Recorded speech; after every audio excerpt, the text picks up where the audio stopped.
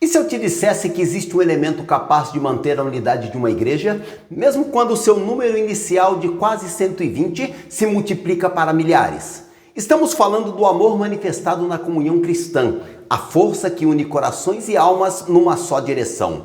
Só aguçando nossa curiosidade, mas como uma igreja pode crescer exponencialmente e ainda manter sua essência? Como o amor pode ser o elo que supera os desafios da complexidade? E mais, como cada um de nós podemos contribuir para que nossas igrejas mantenham essa comunhão transformadora? Vamos às respostas? A paz do Senhor Jesus, família, graça e conhecimento de Deus. Pastor Oséias das Virgens aqui, dando continuidade ao nosso estudo sobre uma igreja cheia de amor. Sejam muito bem-vindos. Na parte anterior, exploramos a importância do amor como marca característica de uma igreja verdadeira. Se você ainda não assistiu a primeira parte, recomendo que após esse vídeo, volte e assista para ter uma compreensão completa deste importante assunto. O link está na descrição abaixo. Mas fiquem tranquilos, esta parte foi planejada para que mesmo quem não viu o anterior possa acompanhar. Agora vamos examinar o primeiro pilar do amor da Igreja de Jerusalém, o amor manifesto na comunhão cristã. Como o crescimento da igreja impacta essa comunhão? Como o Espírito Santo capacita cristãos para manter a união interna? O crescimento da igreja cristã. Para melhor entendimento do amor manifesto na comunhão cristã, primeiro precisamos considerar o crescimento da igreja de Jerusalém. Nesse ponto da sua narrativa, Lucas se refere à igreja como a multidão dos que criam, versículo 32. Essa expressão pode ser entendida como o sentido de um grande número ou assembleia. A igreja que havia começado com quase 120 discípulos, agora é uma grande multidão. Uma igreja pequena possui a mesma natureza e essência de uma igreja grande. Assim como a igreja grande, uma igreja pequena também enfrenta seus problemas e desafios. A essência da igreja não está no tamanho, mas na presença de Cristo e na manifestação do seu amor entre os crentes. Vemos a igreja de Jerusalém crescer em escala geométrica. Ela se multiplicava, Atos 6 e 7. E com isso os desafios também eram maiores. De quase 120 no cenáculo para 3.000 no Pentecostes, depois 5.000 na pregação após o milagre da Porta Formosa, e agora Lucas fala de uma multidão. Este crescimento extraordinário era resultado da obra do Espírito Santo e do testemunho poderoso dos apóstolos. Os desafios e problemas de um grande povo são maiores em proporção em relação a um pequeno grupo. Eles se tornam mais complexos e, portanto, mais desafiadores. O crescimento da igreja deve ser acompanhado de maturidade espiritual. Não basta apenas aumentar o número de membros, é necessário manter a qualidade da comunhão e do discipulado. Uma igreja que cresce numericamente, mas perde sua essência espiritual, não está experimentando um crescimento verdadeiro. Líderes de igreja em crescimento devem estar preparados para enfrentar novos desafios. O que funcionava para 50 pessoas pode não funcionar para 500. É necessário adaptar estruturas, métodos e estratégias, mas sempre mantendo os princípios bíblicos fundamentais. Independentemente do tamanho da sua igreja, valorize sua essência. Uma igreja pequena não é inferior a uma grande. Uma igreja grande não é melhor do que uma igreja pequena. O que importa é a presença de Deus e a manifestação do amor, principalmente através da comunhão. Nossas igrejas precisam buscar um crescimento equilibrado, numérico e espiritual. Não devemos desprezar o crescimento numérico, pois ele pode ser um sinal da bênção de Deus, mas também não devemos sacrificar a qualidade espiritual em nome da quantidade. Líderes, preparem-se para os desafios do crescimento, desenvolvam estruturas organizacionais que possam se adaptar ao crescimento, mas sempre mantendo o foco na comunhão e no discipulado. Meus irmãos, não vejam o crescimento da igreja como uma ameaça à intimidade, mas como uma oportunidade de alcançar mais vidas para Cristo. Continue cultivando a comunhão, mesmo em meio ao crescimento. Como sua igreja tem lidado com o crescimento? Tem mantido a essência da comunhão cristã e a qualidade espiritual mesmo com o aumento numérico? Os desafios do crescimento. A segunda consideração que faremos sobre o amor manifestado na comunhão cristã é reconhecer os desafios do crescimento. Como uma igreja que até pouco tempo não passava de um pequeno número se comportaria com sua nova dimensão ampliada? Ela manteria a unidade em meio à complexidade? A resposta para isso é que somente o amor poderia manter o elo fraterno entre os crentes. De fato, Paulo dirá em Romanos 5:5 que o amor de Deus foi derramado nos corações dos crentes pelo Espírito Santo. Aos Colossenses, o apóstolo dos gentios disse que o amor é o vínculo da perfeição. Colossenses 3:14. Somente através do amor a igreja pode manter-se unida. Quando uma igreja se fragmenta e se divide, isso acontece porque o egoísmo tomou o lugar do amor em algum ponto do percurso. A divisão não é resultado de diferenças de opinião ou de crescimento, mas da ausência do amor cristão. Onde há amor verdadeiro, há unidade. Onde há egoísmo, há divisão. É importante destacar que quando o crescimento saudável resulta em duas congregações co-irmãs ou em dois grupos de evangelização, isso não constitui uma divisão, mas sim uma expansão do reino de Deus. O amor que mantém a unidade não é um sentimento humano natural, mas o amor de Deus derramado nos corações pelo Espírito Santo. Este amor sobrenatural capacita os crentes a superarem diferenças e preferências pessoais, culturais e sociais em favor da unidade do corpo de Cristo.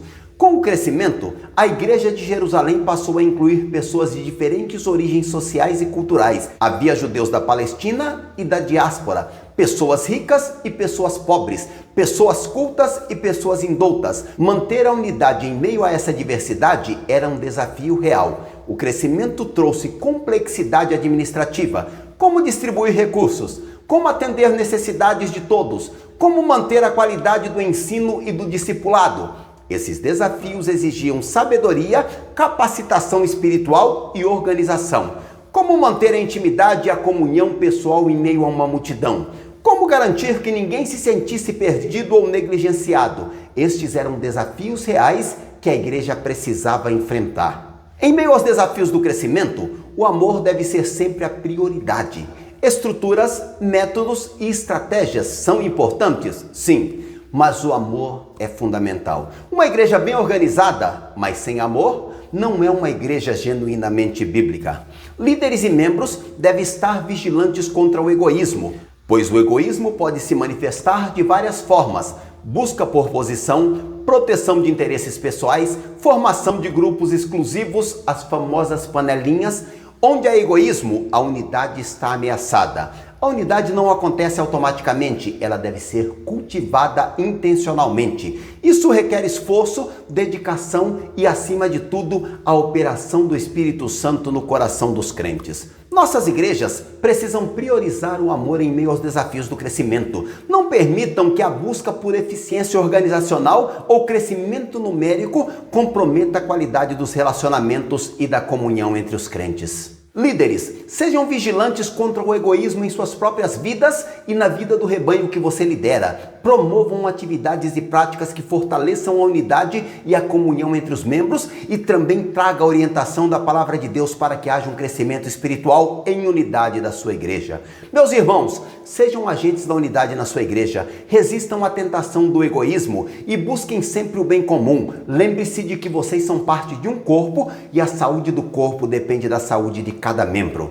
Tenhamos o mesmo lema de João Batista em João 3:33, que Jesus cresça e eu diminua. Sua igreja tem enfrentado desafios com crescimento? O amor tem sido a resposta para esses desafios? A vida interior.